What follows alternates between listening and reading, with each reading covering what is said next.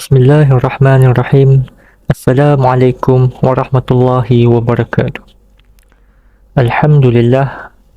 Alhamdulillah wa kafa billah wa alihi wa man walah. La hawla wa la quwata illa billahil aliyyil azim. Subhanaka la ilma lana illa ma 'allamtana innaka antas samiul alim.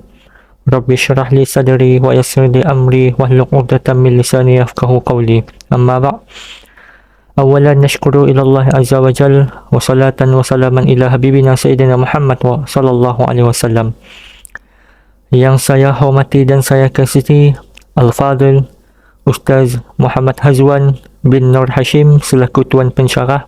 Saya Wan Muhammad Danish Fariduddin bin Wan Yusuf, merupakan pelajar Diploma Pendidikan Islam semester yang kedua di Kolej Universiti Islam Johor Sultan Ibrahim yang memegang kad metrik yang bernombor KIDL 2405-04-002. Pada hari ini saya akan berkongsi ataupun membentangkan sebuah ilmu tajwid yang telah saya pelajari bersama Al-Fadhil Ustaz Muhammad Hazwan bin Nur Hashim. Antara tajuk yang saya akan kongsikan pada hari ini adalah seperti hukum nun sakinah ataupun tanwin yang terdiri daripada beberapa hukum seperti hukum izhar, hukum idgham, iqlab dan ikhfa. Saya juga akan mengongsikan tajuk mim sakinah yang mempunyai beberapa bahagian ataupun beberapa hukum seperti hukum izhar, ikhfa dan idgham. Pertama sekali kita ada yang namanya linnuni in taskun walid tanwini arba'u ahkamin fakhur tabyini. Yang pertama kita ada yang namanya nun sukun ataupun tanwin di dalam perbahasan kita.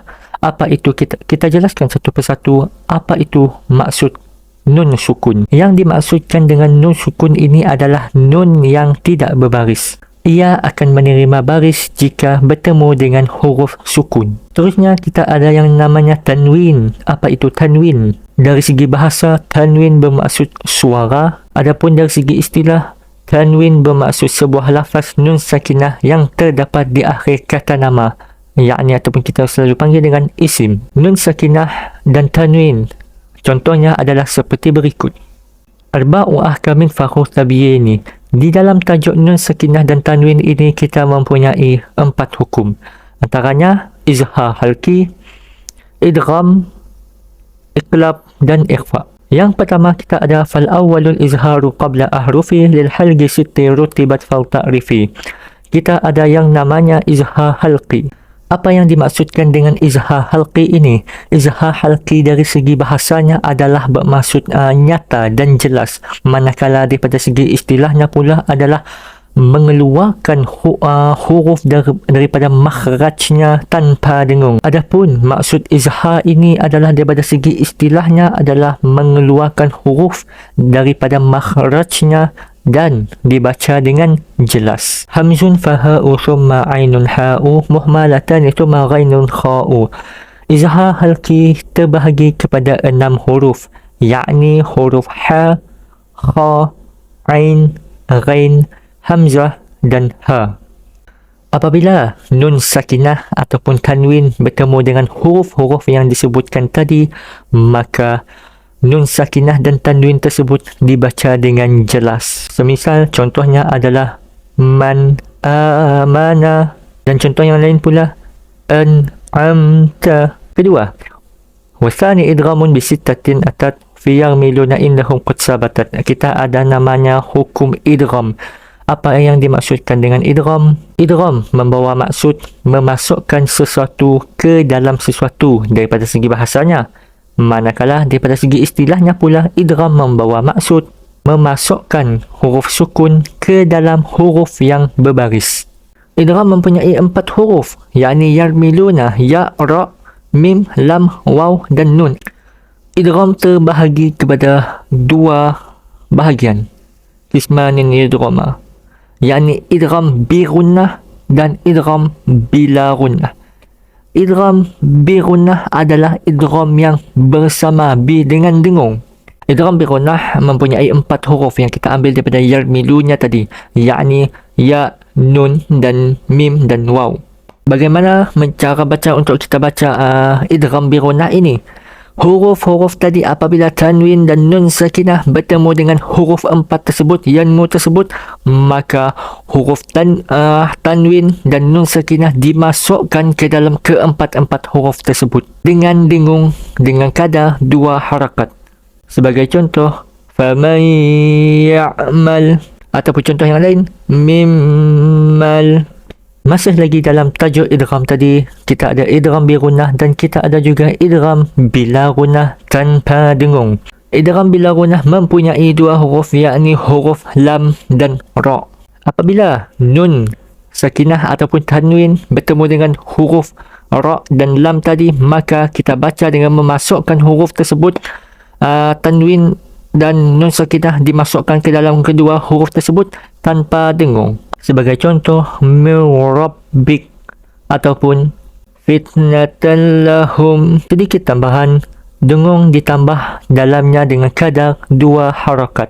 Dan idgham hanya berlaku dalam keadaan 2 kata sahaja. Terusnya yang ketiga, dalam hukum nun mati dan tanwin tadi kita ada wasalitul iqlabu 'indal ba'i miman bi gunnati ma'al ikhfa'i. Dari segi bahasa, iklab membawa maksud memalingkan sesuatu. Manakala iklab daripada segi istilah merupakan menukarkan sesuatu lafaz kepada huruf yang lain. Huruf iklab hanya ada satu, yakni ba. Apabila nun sakinah ataupun tanwin bertemu dengan huruf ba, maka kita tukarkan tanwin tersebut ataupun nun tersebut dengan huruf mim kecil di atasnya dengan mengekalkan dengung serta ikhfa dengungnya dengan kadar 2 harakat. Sebagai contoh, mim ba'. Yang keempat kita ada warabi'ul ikhfa'u 'indal fadili minal hurufi wajibi lil fadili. Kita ada yang namanya ikhfa hakiki. Apakah yang dimaksudkan dengan ikhfa hakiki ini? Ikhfa hakiki ini dalam segi bahasanya membawa maksud tersembunyi, ataupun daripada segi istilahnya pula adalah menyembunyikan huruf yang sukun dengan satu sifat antara izhar dan idgham tanpa tasydid serta kekal dengung pada huruf yang pertama. Fi khamsatin min ba'di ashri ramzuha fi kilmi hadzal baiti qaddamantuha. Syekh Sulaiman Al-Jamzuri telah menyusun beberapa bait untuk kita senang menghafal huruf-huruf ikhfa. Sebenarnya ana kam jada syakhsin qad sama dum tayyiban zidfi tuqanda zalima. Huruf-huruf ikhfa mempunyai 15 huruf seperti yang berikut. Apabila nun sakinah ataupun tanwin tadi bertemu dengan salah satu daripada 15 huruf itu, maka nun sakinah dan tanwin dibaca dengan ikhfa serta dengung dengan kadar 2 harakat.